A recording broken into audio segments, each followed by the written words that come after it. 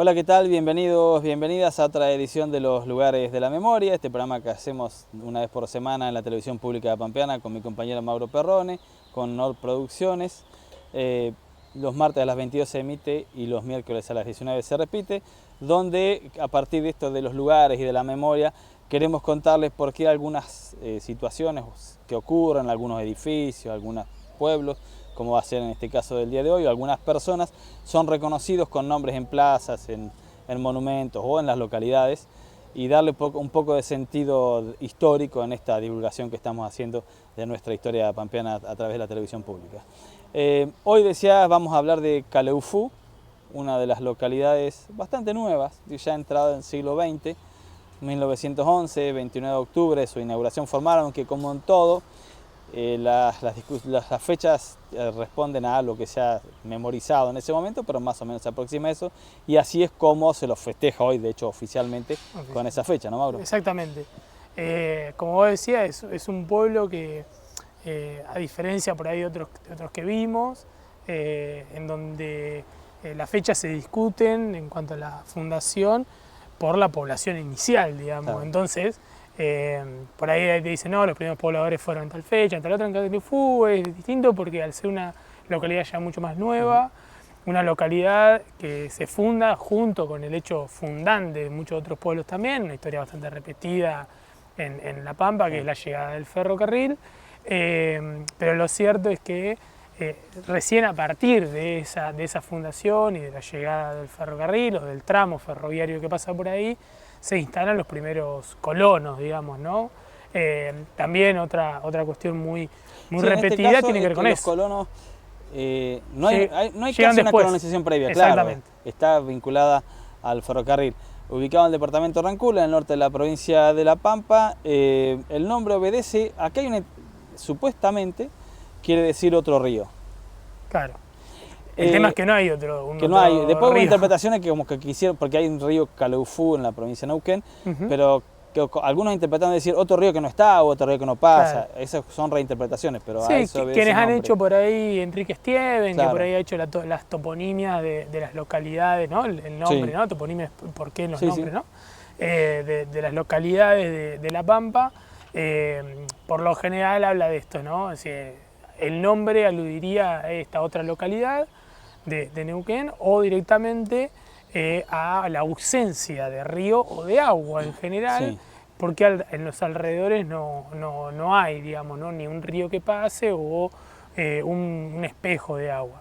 Y decíamos esto también, que es que... Y eso que no está en las zonas más secas de La Pampa, no, está en las zonas, si querés, más fértiles. Es de las zonas más fértiles. Norte, noreste, pues está. Es de las zonas más fértiles, por eso también llama la atención que es un poblado que no tenía colonización agrícola, claro, previa, ¿no? Teniendo en cuenta de que además está muy cerca de Pisco, por ejemplo, de Ingeniero Luigi, que son localidades anteriores. Y lo otro que también distingue es cómo inicia un poco Caleufú a partir de no solo esto, sino que inmediatamente aparecen figuras, una de ellas es Baffini, que aporta en la construcción de los primeros edificios públicos, podríamos decir, ¿no? de los alrededores del ferrocarril, o que tienen que ver con la municipalidad, la estafeta de correo que se van instalando, la estación de policía, ¿no? Que son como las primeras llegadas, ¿no? de la, ¿cómo es? Del Estado, claro, ¿no? Como lo decimos siempre. Y a partir de ahí también la instalación digamos, de población muy de a poco, porque es un centro urbano que está, al estar cerca de otros que ya eran importantes, es más bien un centro urbano muy de paso, muy inmediatamente se caracteriza por mucha población estacional, digamos, claro, ¿no? Mucha población, sobre todo varones solteros, que trabajan estacionalmente en función de los ciclos agrarios. Claro, convocado al efecto por el tema de lo que se llamaría un trabajador golondrina que va buscando su sustento, depende del momento de levantar la cosecha. Exacto. Por eso muy vinculado a lo agrario. Va a tardar 6 años, un libro que se puede conseguir en internet, porque ya obviamente no se consigue editado, lo editó el gobierno de la provincia de La Pampa, la subsecretaría actual de medios, creo que se llamaba Secretaría de Comunicación. Higinio Álvarez, quien hemos trabajado en prensa, lo conocemos, hasta hace muy poco estuvo haciéndolo, hace unos 10 años, pero era una de las personas que trabajaba en prensa de la provincia de La Pampa. Hizo un libro respecto de explicar un poco los nombres, básicamente eso, explicar los nombres, cuándo fueron los primeros estamentos estatales, cómo se fueron formando los pueblos. Y dice que en Calefú tardaron 6 años en anotar gente que nacía ahí. Y hay otras anécdotas que tienen que ver con los cementerios, el cementerio, que después la vamos a contar. Porque no, como el Estado tarda en llegar, en instalarse, se iban a inscribir a Parera. Recién en 1917, cuenta Higinio, se registran un montón, 65 personas, no que hayan nacido, sino que se anotan, que se anotan que identidad. Y con el domiciliados en Calefú. La otra referencia que también se puede encontrar es el libro que en conjunto con la Municipalidad de Calefú hizo la Universidad de La Pampa en función del centenario en el 2011, que también cuentan un poco esto y cuentan un poco también esto, ¿no? Cómo van apareciendo estas primeras instituciones de las que ya hablamos muchas veces, de cómo aparece la escuela, sobre todo, al poco tiempo, ¿sí? Y siempre pensando en una población rural, estacional y al mismo tiempo, digamos, al tener esa característica, por ejemplo, una de las necesidades, en el caso, por ejemplo, educativo, tenía que ver con una escuela rural, claro, ¿no? Que por ahí para otros poblados no era tan necesario, porque como tenían mucha población viviendo ahí y los niños y niñas crecían ahí, en este caso mucha población era asentada en Calefú, pero trabajaba en los campos de alrededor. Entonces era muy necesario muchas veces la instalación de un colegio rural para que los hijos e hijas de los peones rurales fueran educados ahí. Que digamos, la primera todavía sigue siendo la actual escuela número 75, 1914 data Higinio Álvarez, que se construye y se establece para empezar a atender esa demanda, aunque sea golondrina, estacional, pero los obreros iban con su familia muchas veces. Así que bueno, los niños y las niñas recibían ahí su educación, que ya era obligatoria, porque veníamos de la ley que se sanciona en 1880, pero obligatoria en la parte inicial de la alfabetización nada más, y se tenían que brindar esos espacios. Bueno, y los lugares que van naciendo, por ahí no cumplían con esa obligatoriedad porque no tenían lugar hasta que lo van realizando. Escuela que permanece hasta el día de hoy, sigue siendo la simbólica del lugar. Hoy, para dimensionar, porque siempre estamos hablando de cuánta población, el último censo determinó que hay 2.322 personas anotadas, residentes en Calefú, donde tuvo sus idas y vueltas, porque esta población creo que tuvo más o menos en los años 40 un pico que llegó más o menos a 1.900 personas, después decayó incluso hasta por debajo de los 1.000, y hoy cuenta con estos 2.300 más o menos personas, producto de esto también, ¿no? de los propios ciclos. Hoy tal vez no está tan asociado a eso, porque Calefú, como muchos otros poblados de la provincia, hay gente que va a vivir ahí, habita ahí, pero que tal vez trabaja en otro pueblo cercano, ¿no? En función de las posibilidades de traslado más rápido que tenemos hoy en día, ¿sí?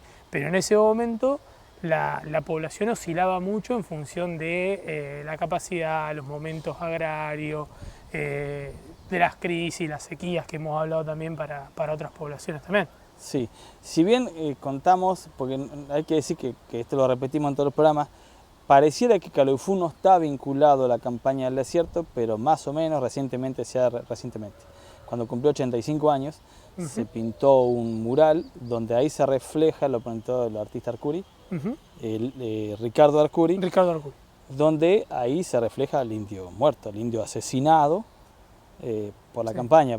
Incluso los mensajes que la municipalidad misma reconoce, habla de que Calefú se nutre de la sangre de la inmensidad pampeana, de los pueblos preexistentes, y a partir de ahí de la llegada de los colonos. Era una zona, por ahí el reparto de la tierra, pero no es que no... Era una zona ranquel.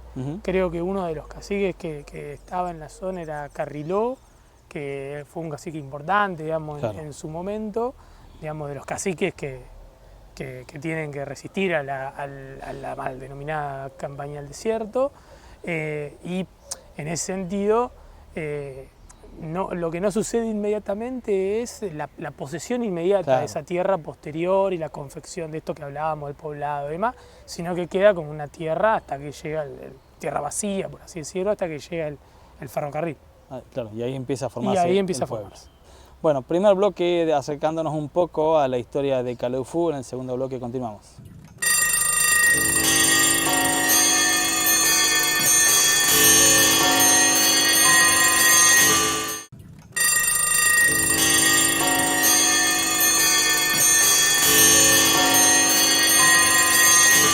Bien, continuamos en los lugares de la memoria, hablando de un poco de Calefú, de parte de su historia, lo que podemos contarles en un programa como este, donde nos dedicamos a divulgar un poco el porqué de los nombres. Ya le dijimos otro río, que supuestamente eso es lo que significa, más allá que no había ningún río, y por ahí señala la ausencia, como lamentablemente está pasando en los últimos 40 o 50 años en la provincia de La Pampa.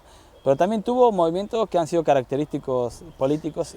También característicos, exactamente. Ahí hay algo que decíamos en el bloque anterior, que es, obviamente, sobre todo en sus primeros años, ¿sí?, la vinculación al movimiento, digamos, agrario, y como es un lugar de paso, Calefú tiene mucho trabajador, esto que comúnmente se denomina golondrina, pero que son básicamente estibadores, bolseros, ¿sí? Dependiendo de las regiones también hacheros, ¿no?, si hay mucho monte. Y hay algo que marcó incluso el historiador y escritor Jorge Echenique, que es la presencia anarquista en la región pampeana. ¿Por qué? Porque se ve siempre como que el anarquismo pareciera, sobre todo desde la mirada porteña o bonaerense, que hacia los años 20 el anarquismo ya empieza su declive, y Echenique señala que justamente el anarquismo durante esos años cobra mayor fuerza en regiones más periféricas en términos, digamos, urbanos y sociales. Y es ese el caso de La Pampa.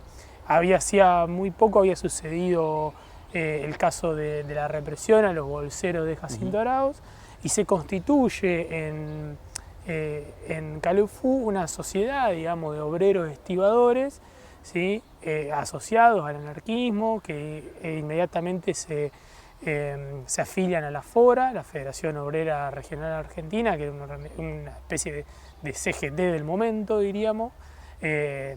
Y lo primero que va a suceder ahí es que estos anarquistas, el primer reclamo que hacen es no firmar el certificado de buena conducta. Para muchos trabajadores, sobre todo estacionales, cuando iban a registrarse, la policía sobre todo reclamaba una firma o una ficha de certificado de buena conducta, ¿no?, que era en parte antecedentes, como puede ser incluso hoy cuando uno va a buscar sus antecedentes de buena conducta a la policía, pero también era, digamos, buscar información sobre esas personas, digamos, ¿no?, que no hayan tenido algún conflicto con la ley en algún otro lado donde hayan trabajado, digamos. Digamos, antecedente que en aquel tiempo estaba muy vinculado a lo laboral y a lo político. Hay que decir, el anarquismo es la primera organización que empieza, o el primer sector político que organiza a los trabajadores. Todo lo que hoy conocemos como que son los sindicatos son posteriores. Son posteriores.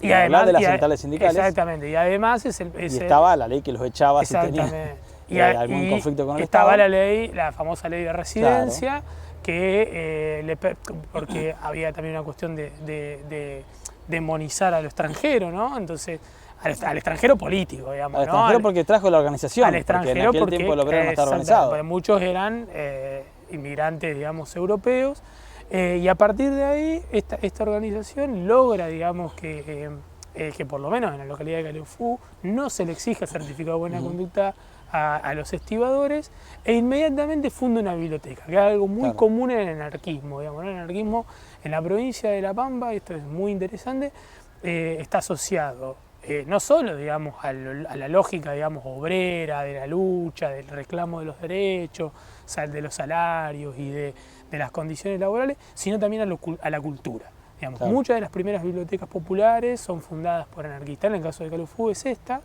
y cobra un nombre muy peculiar en función de un caso del momento, que es el caso de Sacco y Vanzetti. Claro. Digamos, ¿no? Entonces la biblioteca cobra el nombre de Sacco y Vanzetti, y al poco tiempo esta asociación se transforma en una agrupación, porque logra también adhesiones civiles, más allá de los propios laburantes, que se va a llamar Tierra Libre, ¿no? Claro. Con toda una significación detrás, y a partir de ahí va a tener una actividad interesante en relación a, por un lado, la biblioteca como un centro cultural para el pueblo, y a partir de ahí organizar eventos, ¿no? Y uno de los principales eventos es el teatro, que es otro de los grandes aportes del anarquismo pampeano, que tiene que ver con traer obras de teatro. Una de las obras más conocidas del anarquismo es Los Hijos del Pueblo, Claro. ¿sí? Que fue representada, o una de sus representaciones se da en Calefú en estos años. Entonces, Sí, la importancia que tiene, porque uno está viviendo un mundo totalmente distinto, pero en 1912 más o menos cuando arranca esta asociación y continúa, es que los medios de comunicación eran eso, la forma de comunicar ideas, comunicar culturas, porque también, además, el tema de tener una biblioteca es difundir las ideas distintas a las que había en el sistema o en la nación recontra naciente, porque estamos hablando de muy pocos años después de la llamada campaña del desierto. Pensando además que la biblioteca tiene una función en una población, o sea, está pensada para la población en general, pero está pensada en una población obrera que por lo general era analfabeta, digamos. Claro. Entonces la biblioteca también funcionaba, entre muchas comillas, como un centro alfabetizador para las personas que ya eran grandes, ¿no? Claro. Para los niños y niñas estaba la escuela.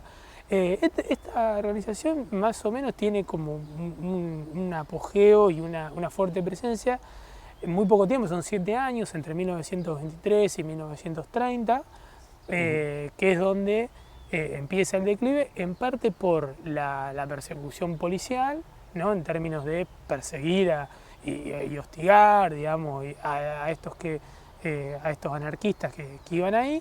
Y además por el propio movimiento de los trabajadores, digamos, ¿no? Que de repente las organizaciones se veían disminuidas en cuanto a gente para militar, porque, bueno, porque se iban en busca de otro laburo. Claro, tal cual. Y ya sentada la década del 30 empiezan a adquirir otras formas. Los sindicatos empiezan a ser más comunes que aquellas primeras asociaciones anarquistas. Y aparecen ya los partidos modernos, claro, ¿no? Aparece ya el socialismo y el radicalismo, que en el caso de Calefú va a ser muy fuerte posteriormente, ¿no? Claro. Ya en la década post-provincialización, ¿no? Ya en la década de los 50, en donde la vida política va a pasar o por lo menos la opinión política va a pasar ya por estos partidos modernos, como lo conocemos, ¿no? Claro, los dos de características populares. Exactamente, porque aparte recordemos que el anarquismo, en Argentina casi ningún tendencia anarquista se presentaba a las elecciones, digamos, no eran partidos políticos, era un movimiento, digamos, no ideológico. Bien, en el tercer bloque continuamos con la historia de Calefú.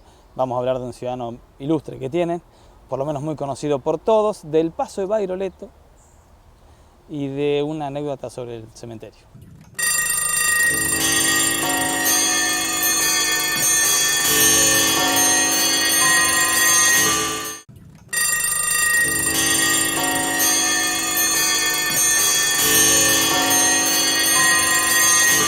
Continuamos en los lugares de la memoria y bueno, el ciudadano ilustre todo el mundo lo sabe porque es parte de su biografía, pero es uno de los dirigentes políticos que más cargos ha ocupado democráticamente y que la gente lo ha elegido para eso. 3 veces intendente de Santa Rosa, 2 veces gobernador de la provincia de La Pampa, funcionario del Banco de la Pampa, ministro de Hacienda. Estamos hablando nada más que nada menos que de Oscar Mario Jorge. Y funcionario de la universidad también, rector de la universidad también. Oscar Mario Jorge, que nació apenas 25 años tenía el pueblo. Él nació en 1936, claro. Está vivo nuestro ex gobernador. Bueno, él siempre, cada vez que podía, lo recordaba que él había salido de Calefú. Claro. Hay ahí hablando de los inicios, una de las cosas que también decíamos, una curiosidad, ¿no? Por ahí de las acciones que llevaban a cabo estos primeros pobladores, como para decir, bueno, acá hay un pueblo y asentar un montón de cuestiones, que tenía que ver con, por un lado, los nacimientos, que también es todo un tema, pero por otro lado, los fallecimientos. Claro. Digamos, ¿no? Porque las personas fallecidas también digamos, logran asentar instituciones. Sí. Y en este caso el cementerio, y hay una anécdota que es que Albino Baffini, que es uno de estos primeros pobladores que comienza, digamos, con la construcción del poblado, había que fundar el cementerio. Claro. Y la única forma de fundar el cementerio es con el primer muerto, digamos, ¿no? Aunque suene feo, digamos, es tener un muerto. Bueno, aparentemente la anécdota pero bueno, es el cementerio es un lugar de, el cementerio es un lugar de visita, referencia porque, de referencia, claro, la gente. y porque además ahí hay Claro, asentamiento, digamos, ¿no? O sea, así Sí, como a uno lo asientan cuando nace, Claro. también está asentado cuando fallece. Y entonces la anécdota es que aparentemente Albino Baffini hubo una persona que falleció en Calufú, pero como en Calufú no había cementerio, lo llevan a Parera, aparentemente era un nativo de Calufú, y esta persona lo va a buscar hasta Parera, Claro. y lo trae para enterrarlo en Calufú y dar así inicio, digamos, Claro. a hacer como la inauguración del cementerio, digamos, ¿no? Para dejar sentado el primer fallecido propio, digamos, de la localidad. Sí, completar esto que vos decís, de registrar. Primero tardaron un tiempo en tener registro civil y después, por supuesto, Exacto. registro civil no, un lugar donde se anotaba. El registro civil va a ser mucho después. Pero sí un lugar donde se anotaban los nacimientos, los casamientos y también después el cementerio para registrar las personas que habían vivido allí y si ahí habían fallecido. También pasó por ahí, hay un sitio que está bueno, si lo quieren ver, siempre Calefú se llama .com.ar, está en construcción, es un blog permanente y remonta la historia del pueblo. Y ahí cuenta que en 1926 Bairoleto, pasando por la zona, que anduvo por la zona, fue a un bar prostíbulo, que era lo mismo antes, estaba todo junto, conoce a una persona que se llama Eusebio Espíndola, que lo venía buscando hace mucho tiempo, él no sabía, pero era conocido en el pueblo que lo venía buscando, porque se supone que iban a hacer un gran atraco, un gran robo. Tenían el dato que un gallego que tenía una estancia, que tenía campo, digamos, Bernabé Ornes, había vendido recientemente por 10.000 pesetas. Que era un montón eso. Era un montón de dinero. Bairoleto comparte esa noche con él, beben, bueno, y planifican. Siempre según el dato de Espíndola. Acá se va a decir que Bairoleto fue timado, Claro. fue engañado. Fue engañado.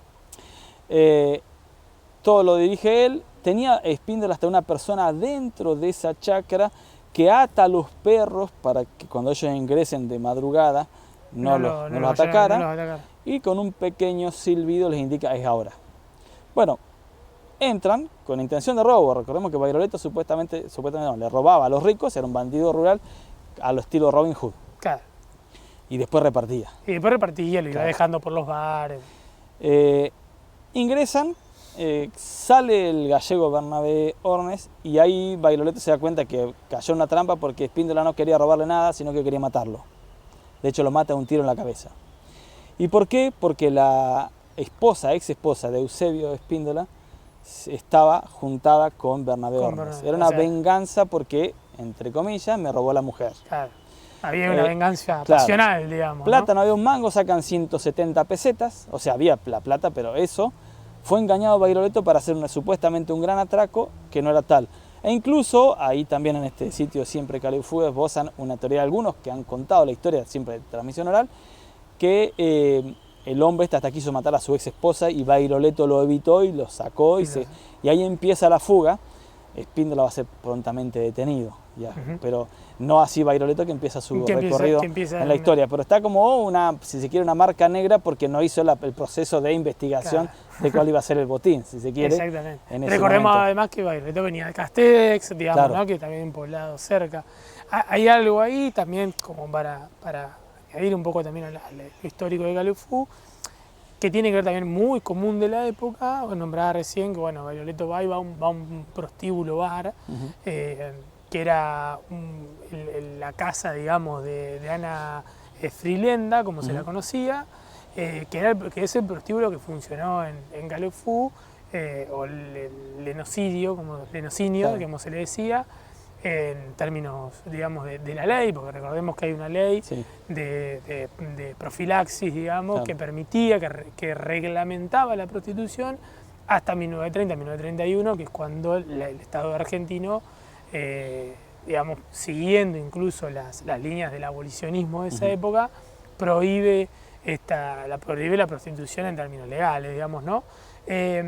Y ese lenocinio, el prostíbulo, lo que se marca en algunos estudios es que tuvo una vida corta, pero aparentemente bastante intensa, en el sentido de que pasaron ahí más de 30 mujeres, ¿sí? Y porque además formaba parte de los circuitos de trata, digamos, claro. ¿no? Que esta es otra de las características. Sí, trata también. Concepto actual, en aquel tiempo. No, en ese momento se decía trata de blancas. Claro, de blancas. En ese momento se decía trata de blancas, hoy decimos trata en general, trata de personas. En ese momento se decía trata de blancas. Marca esto, ¿por qué? Porque justamente, además de ser un lugar en donde sucedían estas cosas, en donde, bueno, obviamente, decíamos de vuelta, ¿no? El propio trabajo rural implicaba mucho varón soltero. La presencia de un prostíbulo incluso era aceptada socialmente, sí, en función de que, bueno, es mejor que los varones descarguen su desenfreno allí, como se decía en ese momento. Pero además formaba parte de un circuito de trata, y esta es la cuestión, digamos, ¿no? Formaba parte de todo ese tránsito, muchas veces de mujeres que había entre Calefú, General Pico y Córdoba, por ejemplo, y parte del norte de Buenos Aires, ¿no? En donde circulaban muchas de estas mujeres de esa época. Decir que era muy común, digo, para no creer que solo pasaba en Calefú. Lo hemos contado de General Pico, lo hemos contado de 25 de mayo, cuando vamos abordando los distintos pueblos. Sí. Hoy está por supuestamente condenado, está desautorizado y hasta perseguido legalmente, pero no es lo que ocurría en los principios del siglo XX. Incluso el periodo de existencia es entre 1918 aproximadamente, claro, así ahí nomás de cuando se funda, en 1930, tiene mayor auge en otro momento, y lo que siempre se marca de estos lugares es que había un control, porque se conoce incluso la cantidad de mujeres que hubo, la famosa libreta sanitaria. Si eran analfabetas o no, porque estaban registradas en la policía, digamos, ¿no? Había como un triple registro de estos lugares, uno tenía que ver con la policía, el médico y, y el registro civil, por así decirlo, para asentar que estuvieran ahí. Entonces funcionaban, digamos, de esta época, hasta que, bueno, obviamente se sanciona la ley y se radican de todos los lugares. Sí, en teoría. Bueno, en teoría. Nos acercábamos de esta manera a divulgar un poco de la historia de algunos hechos que hemos elegido para contarles de Calefú, que tiene una historia mucho más rica que la que podemos resumir en este programa, pero nos despedimos hasta la próxima semana. Mauro, Mario, Lucas, y a la audiencia le decimos lo mismo. Nos reencontramos el próximo martes a las 22 o el miércoles a las 19. Gracias por estar ahí.